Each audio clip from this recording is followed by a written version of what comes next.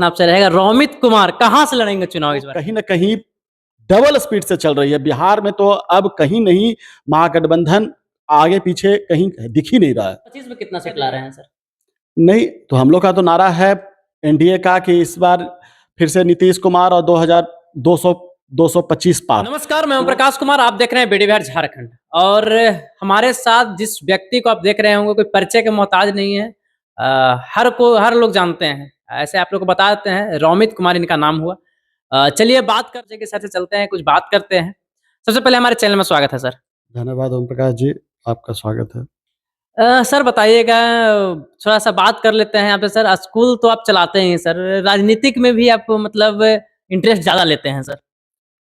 हाँ, सामाजिक जीवन में है तो सबको ही राजनीति में लोगों का सेवा करना, लोगों के लिए काम करना, तो ये एक अलग से कुछ न कुछ समय निकाल के मैं वो भी उस काम में भी रख देता हूँ।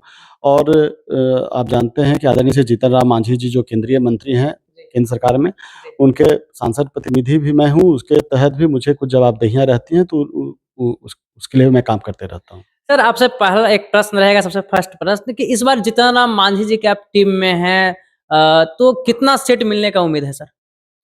हम अपने कार्यकर्ताओं का डिमांड है कम से कम तो 20 सीट मिलना चाहिए, क्योंकि हर जगह पूरे बिहार में लोगों का उत्साह देखा जा रहा है और लोगों कार्यकर्ताओं के में एक जोश है, और जोश जो उमंग है और उनकी जो सहभागिता है, तो उससे एक है कि कम से कम 20 सीट हम लोग की मांग है कि 20 सीट हम लोग को मिलनी चाहिए बिहार में।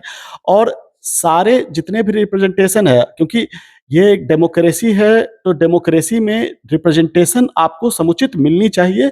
तो कार्यकर्ताओं का ये डिमांड है कि 20 सीट। और रही बात कितना मिलेगा नहीं मिलेगा, ये हमारे नेता आदरणीय श्री जीतन राम मांझी जी और पार्टी के राष्ट्रीय अध्यक्ष डॉक्टर संतोष सुमन जी को तय करना है कि एनडीए के बैठक में क्या होगा। लेकिन एज अ कार्यकर्ता मेरा डिमांड है कि कम से कम 20 सीट हम पार्टी को इस बार बिहार में लड़ना चाहिए। सर एक बात और बताइएगा, 2025 का चुनाव है, उपचुनाव भी हुआ जिसमें आपने मतलब दंगल में जीते, चारों सीट आप जीते हैं। 2025 में कितना सीट ला रहे हैं सर? नहीं तो हम लोग का तो नारा है एनडीए का कि इस बार फिर से नीतीश कुमार और 225 पार। तो कम से कम 225 सीट जीतने का एनडीए का टारगेट है।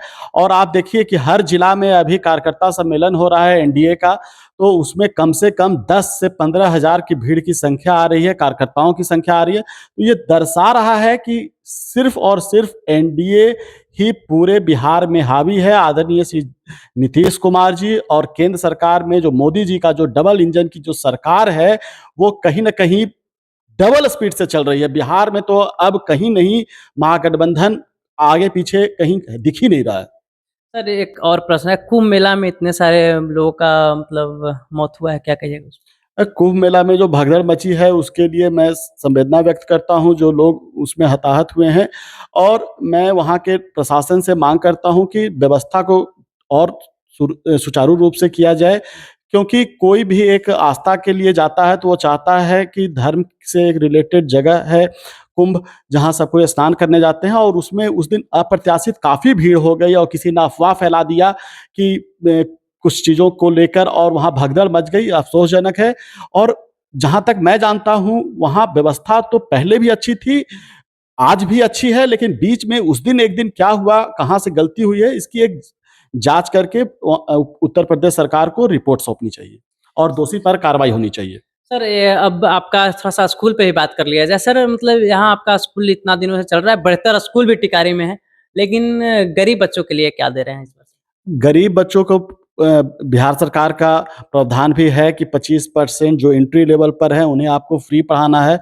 तो वैसे जितने भी बच्चों का एनरोलमेंट होता है हमारे यहाँ, उन्हें हम लोग फ्री एजुकेशन देते हैं। तो 25% जो एंट्री लेवल पर 1 क्लास में जो भी है, तो इस तरह से हम लोग सरकार का जहाँ भी जो भी नियम है उसे पालन करने के लिए, जो उनका मापदंड है उन्हें लागू करने के लिए हम लोग प्रतिबद्ध हैं। और चाहते भी हैं कि ज़्यादा से ज़्यादा गरीब बच्चे को इसमें एनरोलमेंट मिले और सही उन्हें पढ़ाई मिले। तो हम लोग भी इस सरकारी तंत्र के एक अंग हैं, और जहाँ हम लोग से जिस व्यवस्था में, इस व्यवस्था में हम लोग को जहाँ भी कॉपरेशन की ज़रूरत है वहाँ हम लोग कर रहे हैं। सर लास्ट प्रश्न आपसे रहेगा, रोमित कुमार कहाँ से लड़ेंगे चुनाव इस बार सर? देखिए, ये कोई सवाल नहीं है कहाँ से लड़ेंगे, ये पार्टी का निर्णय होता है। और हमारे यहाँ एक कि हिंदुस्तानी अवाम मोर्चा में पार्टी निर्णय करती है कि कौन कहाँ से लड़ेगा।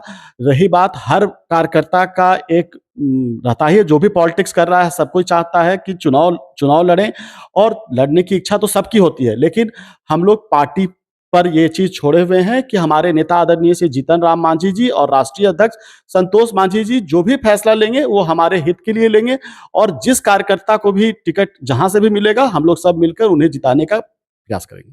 सर, बिहार से जितने भी लोग देख रहे हैं उनको क्या संदेश रहेगा सर?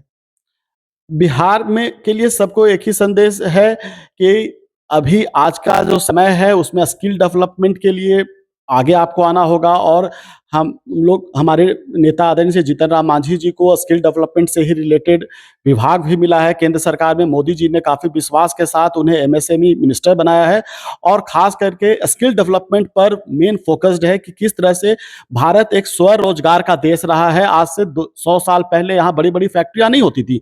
यहाँ छोटे-छोटे हर गाँव में सेल्फ एम्प्लॉयमेंट की सुविधा थी। आप कुम्हार की बात कीजिए, आप लोहार की बात कीजिए, आप बढ़ई की बात कीजिए, तो हर कोई एक छोटा-छोटा फैक्ट्री हर गाँव में चलाता था और जब तक वो काम नहीं कीजिएगा, तब तक बिहार में को एक स्वर्णिम काल जो आज से 100 साल, 50 साल पहले था, वो दोबारा नहीं लौट के आएगा।